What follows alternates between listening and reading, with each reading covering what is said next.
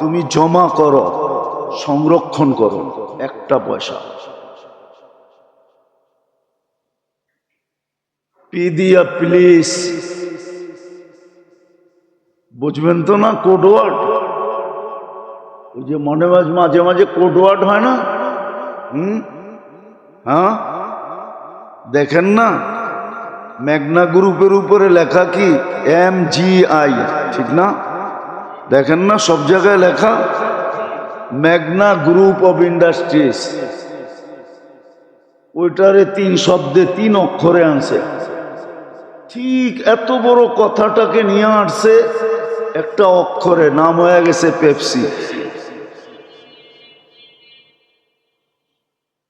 তো যেটা বুঝাইতেছিলাম, আমরা তো এটা করি না। তা আল্লাহ বলে বন্ধুর সামনে লজ্জিত হওয়ার থেকে আমার অঙ্গীকার, আমি না বন্ধুকে লজ্জিত করব, না বন্ধু আমার উপরে আঙ্গুল উঠানোর সুযোগ পাবে। দিছিলাম তো, গ্রামের একটা গ্রাম্য প্রবাদ বাক্য আছে, শখের পিঠা মধ্যে কাঁচা। পিঠাটা বড়, আপনাদের দেশে কিভাবে আছে জানি না, পিঠাটা বড় শখ করে বানাইছিলাম, কিন্তু ভিতরে শখের পিঠা, ভিতরে কাঁচা। দিছিলেন তো আমাদেরকে সব, কিন্তু আমরা তো ইজ্জত রাখি নাই। তো এটাও আমাদের কানে ধ্বনি দিয়া গেছেন, তোমাদেরকে পাক করার রাস্তা একটাই থাকবে। বলবেন তাইলে ঠিক আছে, বুঝলাম, যারা আল্লাহকে ছেড়া দিয়েছে আপনারা কষ্টের শিকার হবেন কেন? যারা দিনদার, এটারও আল্লাহর রসুল সমাধান দিছেন। আম্মাজান জিজ্ঞাসা করছেন, আনুহলিকু আফিনা সালেহুন, আমাদের কি ধ্বংস হইতে পারে নেককার লোক থাকা সত্ত্বেও? আল্লাহর রসুল বলছে, ইদা কাসুরাল খাবাস, খারাপ লোকের সংখ্যা যখন বাড়বে তখন নেককাররা এই দুনিয়াতে তাদের উপরও মুসিবত আসবে, তারাও বাঁচবে না। হ্যাঁ, আখেরাতে ডিসাইড হয়ে যাবে। আখেরাতে, আরে ভাই বসেন না, আপনি ওইখানে বসেন না।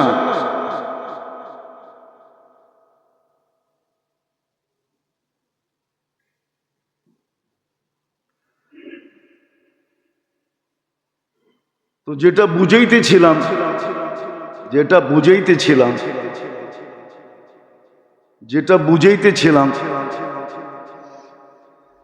যে ভালো লোকেরা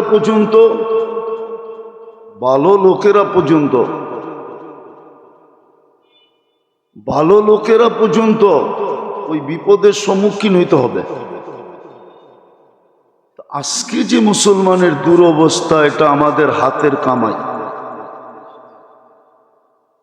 আপনার হাতের কামাই, আমার হাতের কামাই।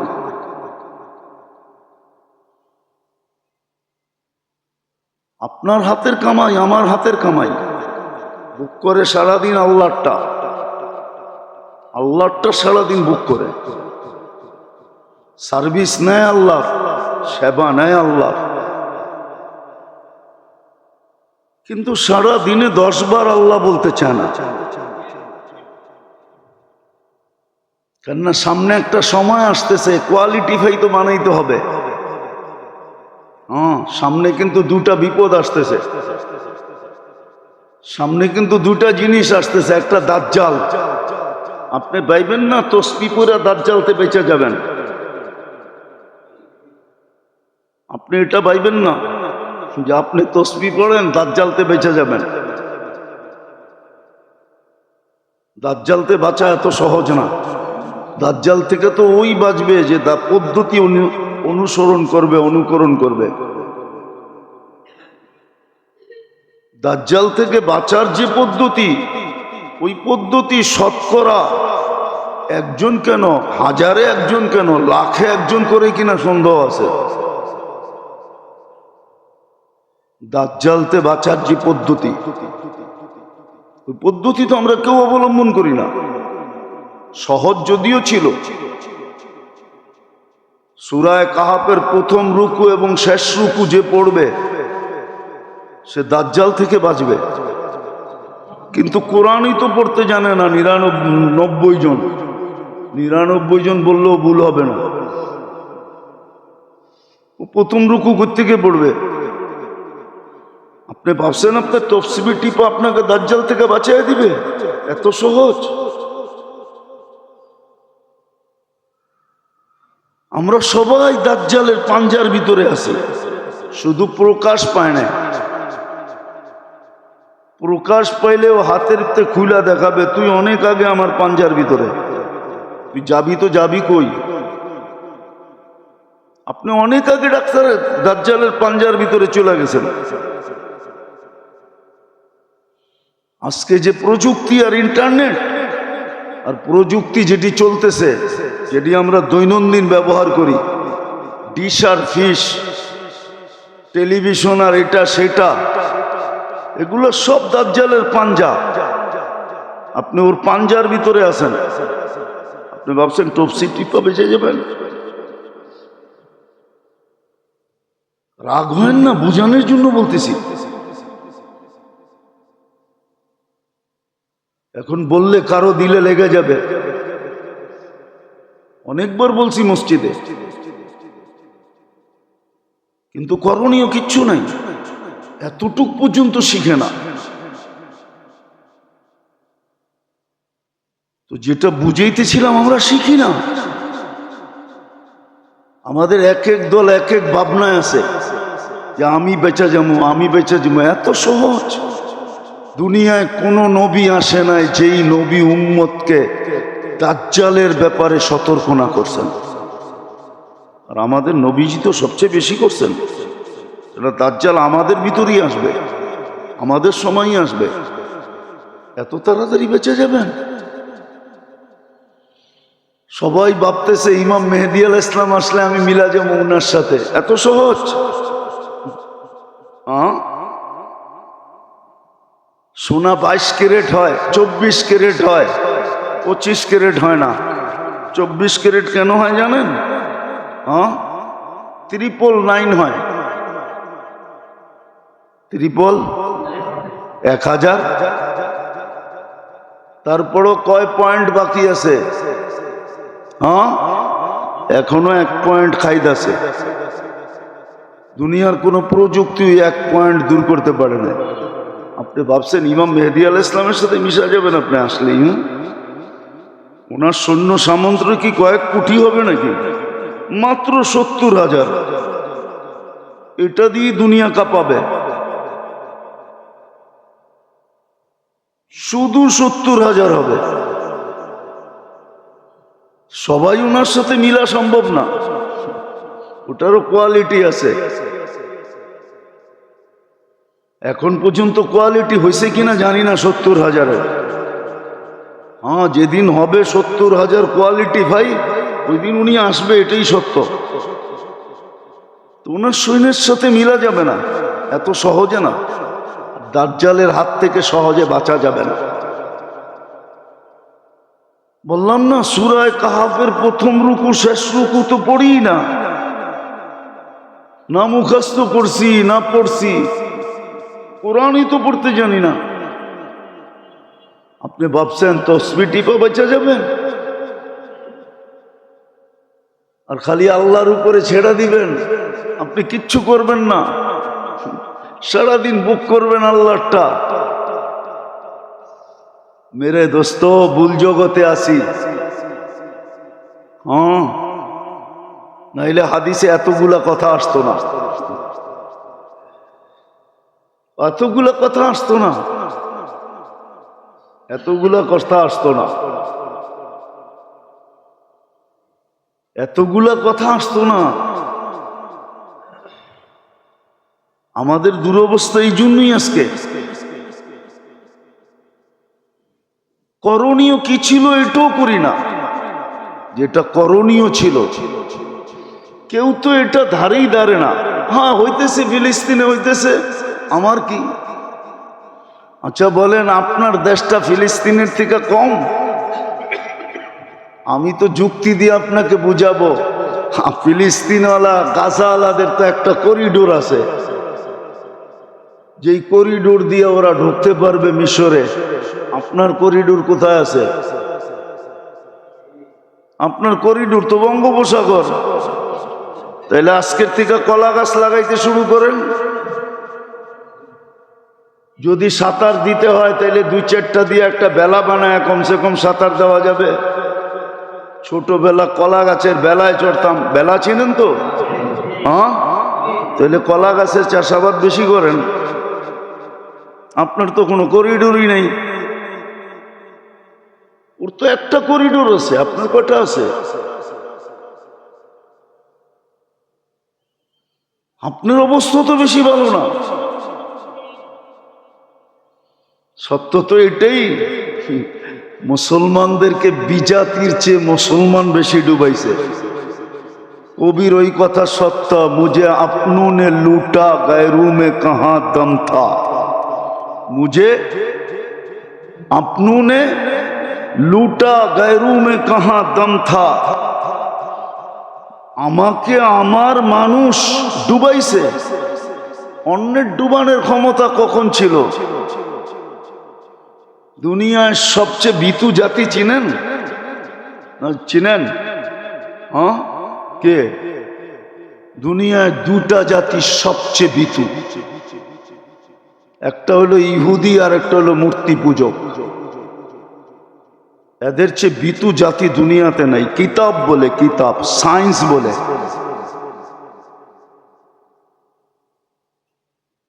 আর তৃতীয় হইল যারা ওদের সাথে বন্ধুত্ব রাখে, ওরা সবচেয়ে ভীতু।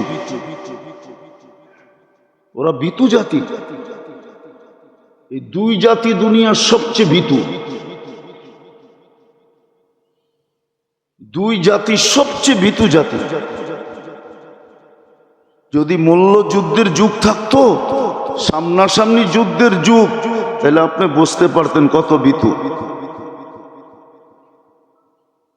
এখন তো অস্ত্র দিয়া লড়তেছে, ঠিক না? অস্ত্র সরায়া দিয়া দেখেন কতটুক লড়ে, কতটুক লড়ে।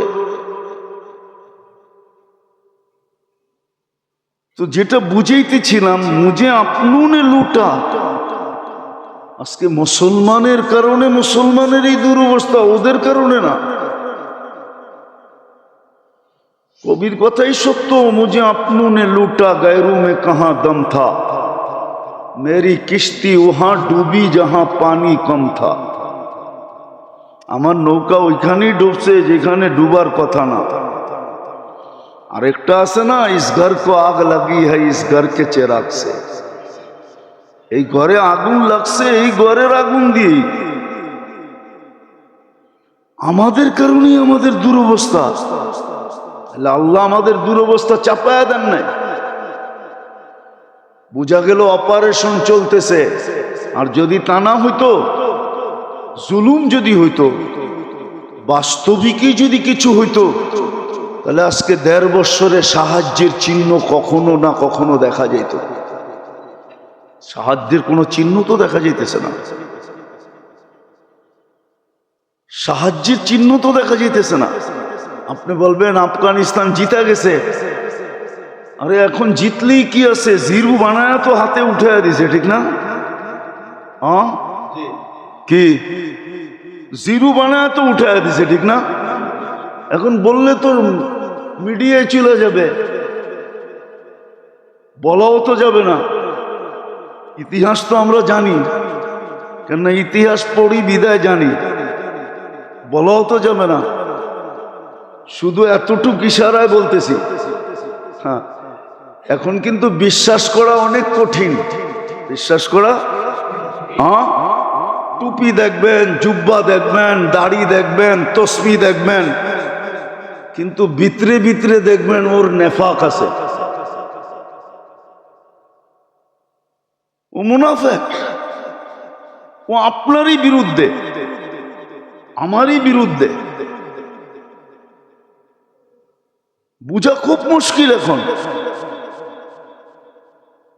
নাহলে পাকিস্তান আমলে আপনাদেরকে আমি বলতেছি, যেই কাঁচা টাকা ছিল টাকার যে কয়েনটা ছিল ওটা 100% রূপা ছিল। কি আছে আপনার কাছে? দুই একটা নিয়ে আসেন, আমি কিনবো। 1 টাকারটা 2000 টাকা দিয়ে কিনবো, ক্যাশ, কচকইচা নোট দিমু একবারে। ওই কাঁচা টাকা কোথায় গেছে?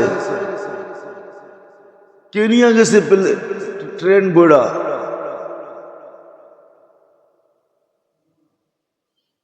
কে নিয়ে গেছে ট্রেন বইড়া? ওটি তো সব রূপা ছিল, পিওর রূপা। 1 তোলা রূপা ছিল, 1 তোলা, একবারে মাপা। এখনো দুই একটা আমাদের তাঁতি বাজারে আছে যেটা তোলা মাপার জন্য ওইটাই দিয়ে মাপে, আর তোলা লাগে না। কে নিয়ে গেছে? খালি ছিল না, আপনাকে খালি করে দিছে। আর বললাম না, আগে এতটুকুই বললাম। इस घर को आग लगी है, इस घर के चिराग से।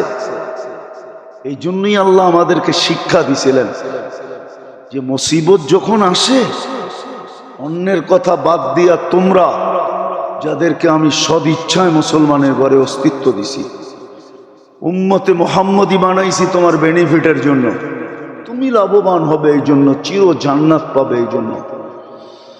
মুসিবত আসতে দেরি, চিৎকার দিয়ে আমার দিকে ফিরতে দেরি করো না।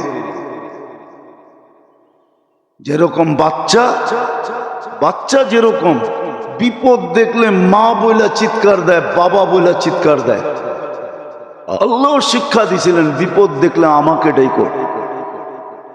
ইদা আসাবাতহুম মুসিবাতুন ক্বালু ইন্না লিল্লাহ। আল্লাহর দিকে ফিরা উচিত ছিল। এখনো অপেক্ষা আছে আল্লাহ, তাহলে হাদিসে কুদসি কেন আসতো? আহলু মাসিয়াতি লা আকনুতুহুম মির রাহমাতি। যেমন আপনারা বুঝবেন না, হয়তো কোনো যুবক বুঝলে বুঝতে পারে, তারও মোবাইলে এখনো মেসেজ আছে, আমি মরণ পর্যন্ত তোর অপেক্ষায় থাকবো। মনে হয় বোঝেন নাই? আল্লাহ বলে কণ্ঠনালীতে রু আসার পূর্ব মুহূর্ত পর্যন্ত আমি মুসলমান তোর অপেক্ষায় থাকবো, আমিও তোর অপেক্ষায় থাকবো। তুই তওবা করবি, আমি বন্ধু হয়ে যাবো, আর তওবা না করবি তো তোকে পাক করতে হবে। এটাই সিস্টেম। মেডিসিন না চললে সার্জিক্যাল করতে হয়, সার্জিক্যালও যদি না হয় দিতে হয়, যে কদিন খাইলো তারপরে শেষ। কিন্তু আল্লাহ আমাদেরকে তৃতীয় স্তরে নিতে চাইতেছেন না, তৃতীয় স্তরে নিতে চাইতেছেন না যে আমি তোমাদেরকে ছেড়া দিলাম, যেই কদিন বাঁচলা তারপরে জাহান্নামে ঢুকায়া দিব। এটা আল্লাহ চাইতেছেন না। আল্লাহ চাইতেছেন আমি অপারেশন করব। ইল্লাম ইয়াতুবু ফানা তাবিবুহুম। তখনের কারি হাদিস এটা যে অহেতুক হত্যা, কারণ ছাড়া হত্যা। তাহলে আপনাকে আমি লিস্টই দেখাইতে পারি। মুসলমান তো আজকে বিবেক হারা হয়ে গেছে। সবচেয়ে বেশি আমাদের কর্ণধাররা, ওরা ভাবে না। আপনি দেখান আমাকে 60 লক্ষ ইহুদি মারছে কে? হিটলারের নামের সামনে টেরোরিস্ট আছে কিনা দেখান, চ্যালেঞ্জ আপনার সাথে। দুনিয়াতে এই পর্যন্ত সবচেয়ে বেশি মানুষ যারা মারছে, যারা দুনিয়ার থেকে চলে গেছে, একজনের নামের সামনে টেরোরিস্ট আছে কিনা দেখেন। কিন্তু আমি বলতেছি, মিডিয়ায় যেতেছে, সর্বপ্রথম মিডিয়াওয়ালা এদেরকে স্যাংশন লাগাবে টেরোরিস্ট কয়া। যে ইহুদির বিরুদ্ধে কেন, ইসরায়েলের বিরুদ্ধে কেন বললো? এদের ভিডিও চলবে না। ইন্ডিয়ার বিরুদ্ধে কেন বললো? ভিডিও চলবে না। টেরোরিস্ট শব্দটা মানে পয়দাই হয়েছে মুসলমানের লেগা। অথচ আপনি ইতিহাস উঠান, সবার বেশিরভাগ নামের সামনে হিরু লেখা আছে, টেরোরিস্ট একজনের নামের সামনে লেখা নেই। আজও দুনিয়া বলে না। টেররিস্ট শব্দটা তৈরি হয়েছে আপনার জন্য, আর ওইটি আমার দেশের মানুষও ব্যবহার করে, আমার দেশের মানুষও ব্যবহার করে, আমার দেশের মানুষও ব্যবহার করে, এরাও ব্যবহার করে। অতীতেও ব্যবহার হয়েছে, সামনে হইব কিনা জানি না, সামনেও হবে। এই শব্দই ব্যবহার করা দমন পীড়ন চলতে থাকবে, ঠিক না? কেন এই শব্দই ব্যবহার হবে। অথচ মুসলমান একটু কিছু বললেই টেররিস্ট, আর আমরা হব না তো হব না কেন? এই জন্যই করণীয় ছিল কি বিপদে, তা করতেছি না। আগেও বলছি, এখনো বলতেছি। বলেন, ফিলিস্তিনের জন্য ডেলি 1 টাকা সদকা করে কে? আপনারা কয়জন করেন? ডেলি 2 রাকাত সালাতুল হাজত কয়জন পড়েন? যে আল্লাহ আমি কিচ্ছু পারতেছি না, হাত পাও বাঁধা, আমি 2 রাকাত সালাতুল হাজত পড়লাম, আমি 2 টাকা সদকা দিলাম। ওই দোয়াগুলা কে করে শিখাইছেন? তো আল্লাহ, উলামা তো বলতেছে প্রত্যেক মানুষের ডেলি 2 মিনিট দিয়ে পড়া উচিত। দোয়া ইউনুস পড়া দরকার, যেটা ইউনুস আলাইহিস সালাম মাছের পেটে, সমুদ্রের পেটের ভিতরে বসে পড়ছিলেন।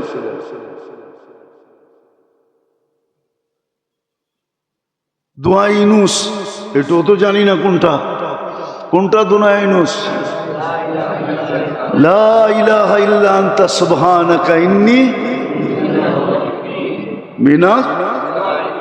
আমরা দেখতাম ছোটবেলা, যখন এই বৈশাখ মাসে বা জ্যৈষ্ঠ মাসে বা আষাঢ় শ্রাবণ, আগের মতো তো তুফান সুফান এখন খুব কমই হয়, আগে বহুত হইতো, ঠিক না? আমাদের ছোটবেলায় তো যখন এরকম একটু বাতাস বাড়তো, তো মা চাচিদেরকে দেখতাম, আমাদেরকে বলতো তাড়াতাড়ি দোয়া ইউনুস বারিন্দায় যায়, বাইরে যায়, জোরে জোরে পড়, আজান দে। হ্যাঁ, তো দোয়া ইউনুস পড়তো। বলেন আজ পর্যন্ত কয়বার দোয়া ইউনুস পড়ছি? লা ইলাহা ইল্লা আনতা সুবহানাকা ইন্নী কুনতু মিনাজ জালিমিন। একজনও তো বলতে পারবে না যে আমি ফিলিস্তিনকে লক্ষ্য করে এই পর্যন্ত 1000 বার পড়ছি, 100 বার পড়ছি।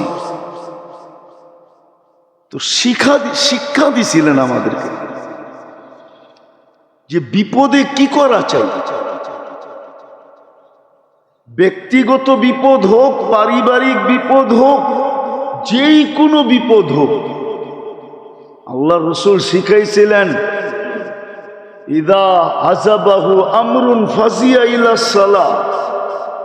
সব মুসলমান নামাজি হয়ে যাওয়ার কথা ছিল, কিন্তু বেনমাজির সংখ্যা দিন দিন বাড়তেছে না কমতেছে? নামাজি তো হয় না, নামাজি তো হয় না। সব তো নামাজি হয়ে যাওয়ার কথা ছিল এই মুহূর্তে, যে আল্লাহ কোনো কুল কিনারা দেখতেছি না, উফ পর্যন্ত করতে পারতেছি না। বাংলা একটা কথা আছে, উও করা যায় না, উও করা যায় না। তো কমসে কম তো নামাজ পড়া যায়। ওই 100% তো নামাজ পড়ে না, 90% নামাজ পড়ে না মুসলমান। বিদায় অপেক্ষা করা উচিত আমাদের। একের পর এক কিন্তু সাইজ করবে আল্লাহ সবাইকে। আর কিতাব এটাই বলে, কিতাব কিতাব এটাই বলে, আর ওদের মনের আকাঙ্ক্ষাও এটাই বলে। আমি যেটা বলতেছি এটাই বলে। গ্রেটার ইসরায়েল আপনি চিনেন না, কত বড় গ্রেটার ইসরায়েল আপনি চিনেন না কত বড়? আপনি চিনেন না? আমাদের প্রতিবেশী দেশটাও বলে এই জমিনটা ওদের। কাদের? কাদের? কেননা এখনো অধিকাংশ নাম ওদের নামে। লক্ষ্মীপুর, কি কি একটাই বললাম, দূরেরটা একটু, কাছেরটা বললাম না, আবার ওরা লাঠি লয়ে আসতে পারে তাড়াতাড়ি। ওরা আসতে গেলে বাসে চড়তে হইব। গ্রেটার ইসরায়েল আপনি চিনেন না কত বড় ওদের মনের আশা। হ্যাঁ হ্যাঁ, 2 শহরে আল্লাহ ঢুকতে দিবে না, এটাই সত্য। মক্কা আর মদিনা, মদিনার দ্বার পর্যন্ত ওদের আশা, মদিনার দ্বার পর্যন্ত। আমাদের সুজনরা যতই ভাবে না, সুজন চিনেন? আরব শাসকরা হলো সুজন। সখী আছে ওদের, খালি সুজনের কথা বললাম। সুজন সখী শুনছেন না? মনে হয় শুনেন না, ঠিক না? আবার বললে তো আপনারা আমার হলে হাসবেন, ঠিক না? বরিশুর চিনেন? বরিশুর, তখন আমি ছোট, একবারে ছোট, স্কুলে পড়ি, 4-এ পড়তে হতো বা 5-এ পড়তেছি ওই সময়। তো সুজন সখীর শুটিং চলতেছিল বরিশুরে। বটগাছটা আছে কিনা জানি না। তো আরব ভূখণ্ডের শাসক হলো সুজন। সুজনরা ভাবতেছে ওরা থাকবে, কিন্তু ওরা ওই হাদিস দেখে না যে গ্রেটার ইসরায়েল কত দূর হবে। যদি ওরা সাইজ না হইল, সুজনরা থাকবে না। একটা কথা মনে উঠছে, লম্বা হয়ে যেতেছে। আদম আলাইহিস সালাম বলছিলেন ওনার প্রথম ছেলে যিনি নবী হয়েছেন, শীষ আলাইহিস সালাম, ওনাকে 4টা নসিহত করছিলেন, 4টা। আমি একটা বলবো আর কি। এটা আমাদেরও ভাবা উচিত, মনে রাখা উচিত যে যেইখানে থাকো ওটাকে চিরস্থায়ী মনে করো না। যেইখানে থাকো, যেই অবস্থানে থাকো, যেই পদে থাকো, ওটাকে চিরস্থায়ী মনে করো না। ভুল করবা তুমি। কেননা আমিও জান্নাতকে চিরস্থায়ী মনে করতাম, যে চিরদিনই বুঝি এখানে থাকবো। কিন্তু কয়েকদিন পরে দেখলাম আউট হয়ে গেলাম। আউট হয়ে গেলাম। 40 বছর 45 বছর থাকার পরেও আউট হয়ে গেছে। গাদ্দাফি কত বছর শাসক ছিল? সাদ্দাম কত বছর ছিল? তিউনিসিয়ার প্রেসিডেন্ট কত বছর ছিল? 1600 বছরের রাজত্ব পারস্য আলাদের ছিল, এক ফ্যামিলির। তারপরে তো আউট। রুম আলাদের ছিল 1100 বছরের বেশি, তারপরে তো আউট। আদম আলাইহিস সালামের কথাই সত্য, কিন্তু আমাদের মিডল ইস্টের আরব ভূখণ্ডের সুজনরা এটা বোঝে না যে একদিন না একদিন আমাদের আউট হইতেই হবে। আর আল্লাহ একদিন করবেই, বেজ্জতির সাথে করবে। আপনি দিতে পারেন, চোখের সামনে তো আমরাই দেখতেছি। 42 সাল পর্যন্ত তো ছিল, ঠিক না? আজকে কয় সাল? 42 পর্যন্ত যেতে আর কয় বছর লাগবো? আশা কি পুরা হইল? কোন দিক দিয়ে না করছিল? কোন দিক দিয়ে না করছিল ব্যবস্থা? শুধু ফেসবুকে লেখছে। আজকে আমার কাছে এক ফ্যামিলি আসছে, শুধু ফেসবুকে লেখছে, আজ পর্যন্ত তাকে খুঁজে পায় না। আমি বলছি খুঁজে পাওয়ার কথা না, হয়তো সে মাটিতে মিশে গেছে, আর কোথায় পাবেন? শুধু ফেসবুকে এক আলেমে লেখছে, আজ পর্যন্ত তাকে পায় না। আজকু সকালবেলা বলতেছিল এসা যে কোনো তদবির আছে কিনা, তাবিজ তোমার আছে কিনা, পূজা পাই কিনা। কেননা মার মনে তো আশা থাকে, ঠিক না? সন্তান মরে গেলেও তো মার মনে মরে নাই, কিন্তু পাবে তো পাবে কোত্থেকা? এতদিন তো থাকলে বাহির হয়েই আসতো, আসে তো নাই, তাহলে বসতে হবে মাটিতেই মিশা গেছে। তো সত্য এটাই, আমাদের সুজনরাও থাকবে না। এরা যতই ভাবুক যে আমাদের বাদশাহী চলে যাবে, রাজত্ব চলে যাবে। এই জন্য মেরে দোস্ত, শেষ কথা এটাই বলতে চেয়েছিলাম, বিপদ আসছে, চলেন আমরা সবাই আল্লাহর দিকে ফিরি। বলে বাকিগুলা কি করব না?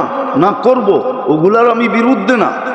এটা আবার কেউ মনে করতে পারে যে সভা সমাবেশ এগুলার বিরুদ্ধে আমি, না। এইগুলা তো করব, শুধু এইগুলা করে ক্ষান্ত হব না। এইগুলার করার সাথে সাথে যেটা সবচেয়ে বেশি করণীয় আমাদের, সেটা হলো সবাই তওবা করে আল্লাহর দিকে ফিরা যাওয়া। এটা হলো সবচেয়ে বড় করণীয়। আল্লাহর কাছে চাওয়া, আল্লাহর কাছে চোখের পানি ঝরানো। উচিত ছিল মুসলিম স্কলারদেরকে যে সারা দুনিয়ার মুসলমানকে এই কথা বলে যে যেরম আমরা বিক্ষোভ ডে, বিক্ষোভের জন্য সমাবেশ করে থাকি, সারা বাংলাদেশে উচিত, সারা দুনিয়ার স্কলারদের বলা উচিত উম্মতকে যে এই সময়টা আমাদের তওবার সময়। সারা দিন তওবা করো, ইস্তেগফার করো, আল্লাহর কাছে মাপ চাও, সাহায্য চাও, আল্লাহর কদমে পড়ো।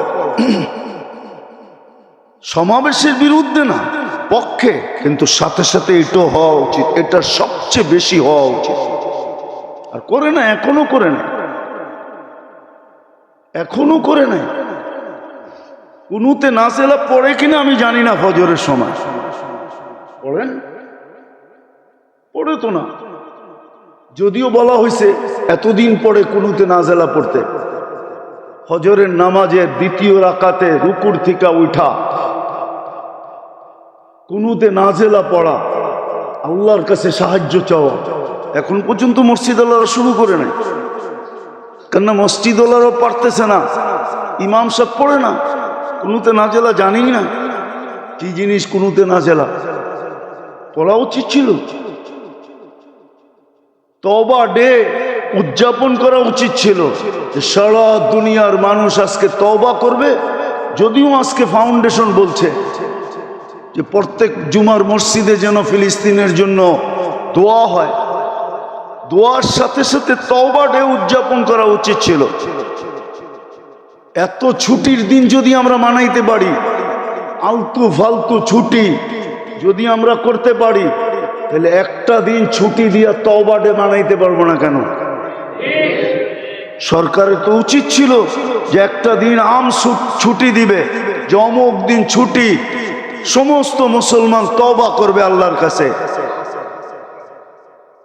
যদি সলাতে ইস্তিসকা হইতে পারে, বৃষ্টি না হইলে যদি নামাজ হইতে পারে, তাইলে তওবার নামাজ কেন হবে না?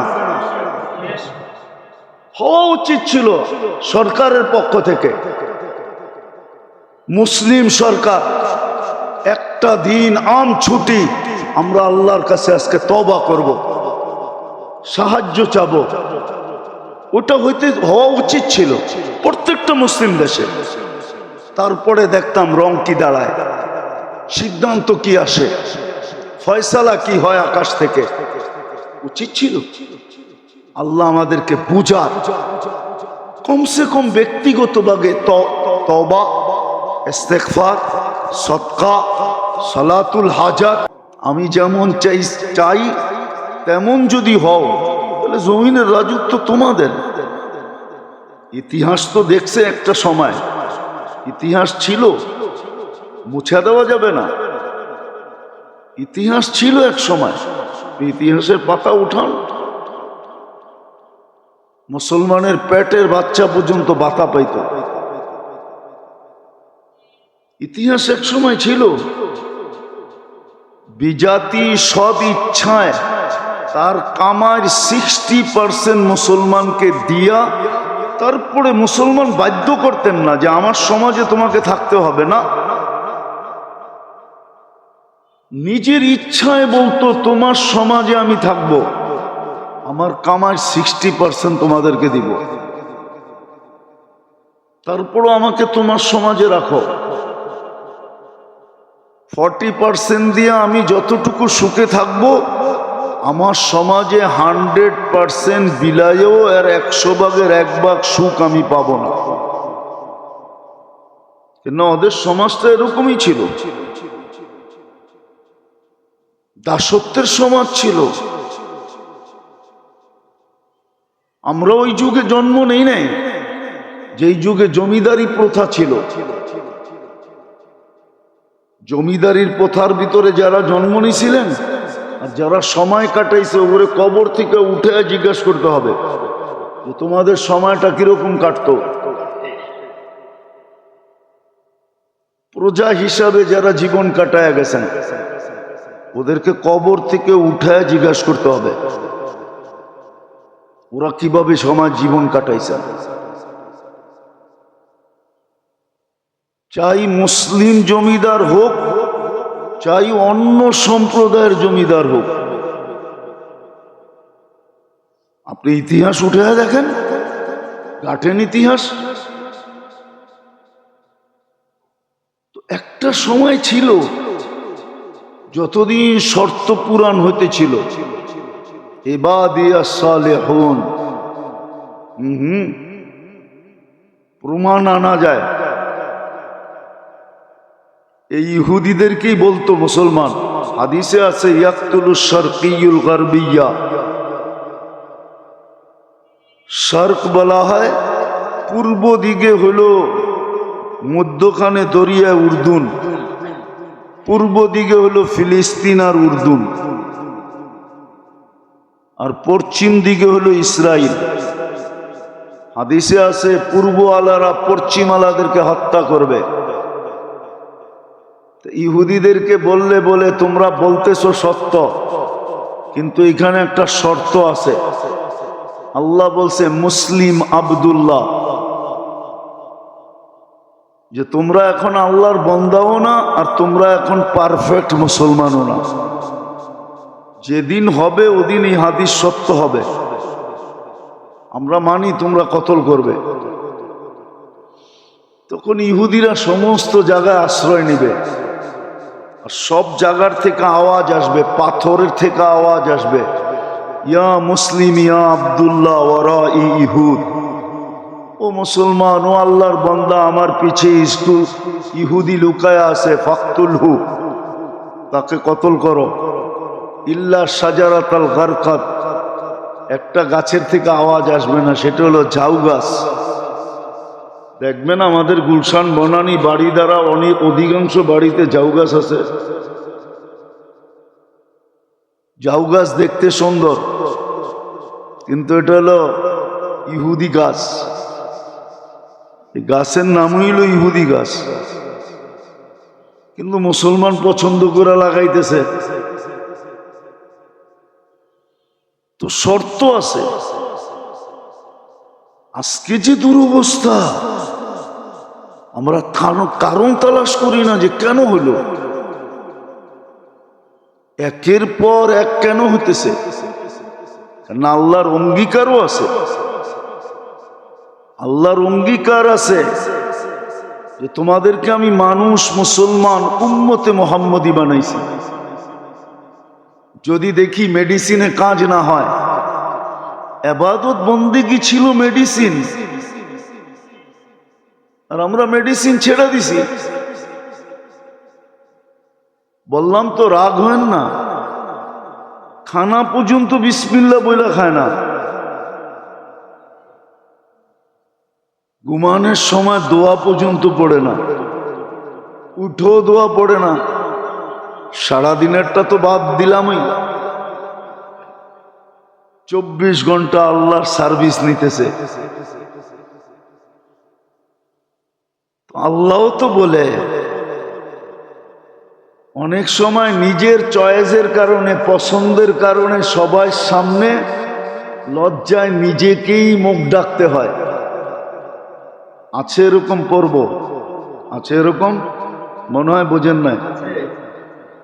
আপনি খুব পছন্দ করে ম্যানেজার নিয়ে আসছেন, পুরান ম্যানেজাররা আউট করে দিছেন, কিন্তু কয়েকদিন পরে ধরা পড়ছে মাশাআল্লাহ। মাশাআল্লাহ বুঝেন? কি মাশাআল্লাহ বুঝেন? খুব ভালো মানুষ, ঠিক না? এখন মালিকেরই কর্মচারীর সামনে চক্ষু চেহারা ডাকতে হয়। আল্লাহ বলে তোমাদের যে দুরবস্থা, কিয়ামতের দিন যদি তোমাদেরকে উঠাই তো নিজেকে বন্ধুর সামনে, তো শব্দটা যদিও শোভনীয় না, বন্ধুর সামনে লজ্জিত হইতে হবে। কেননা বন্ধুর সাথে অঙ্গীকার, আমি বন্ধুকে লজ্জিত করব না। এই জন্য আল্লাহ সিস্টেম বানাইছেন, হাদিসে আছে, হাদিসের বাহিরে বলতেছি না। আল্লাহ রসুল বলছে আমার উম্মতের শাস্তি দুনিয়াতে আল্লাহ দিয়া দিবে, শাস্তি দুনিয়াতেই হয়ে যাবে। একটা হলো আল কাতলু আল জালাজিলু, দুটা দিয়া শাস্তি দিয়া দিবে। একটা হলো অনার্থক হত্যা, অহেতুক হত্যা, কারণ ছাড়া হত্যা। আজকে মুসলমান যে হত্যা হইতেছে কারণ ছাড়া, যে মরতেছে সেও জানে না আমি মরলাম কেন, যে মারতেছে সেও কোনো যুক্তি দিতে পারবে না। নাইলে বলেন হামাস কয়জন? 25,000 মেয়েরা তো ফেললো 60,000 নিরীহ মানুষকে। 60,000 তো নিরীহ মানা গেল, অথচ হামাস টোটাল হইল 25,000। 25,000-এর জন্য 60,000। তারপরেও তো আমাদের বিবেকের পর্দা খোলে নাই। বলেন বাংলাদেশের কোন ইম্পোর্টার লেখছে, পত্রিকায় দিছে আমি আর ইসরায়েলি মাল ইম্পোর্ট করব না,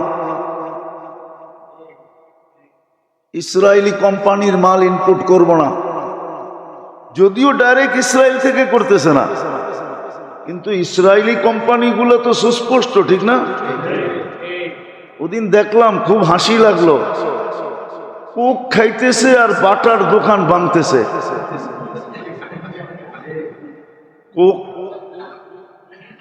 কোক খাইতেছে আর কোক কাদের, বাটা কাদের, একটা পেটে ঢুকাইতেছে আরেকটারে ভাঙতেছে। হাস্যকর ব্যাপার।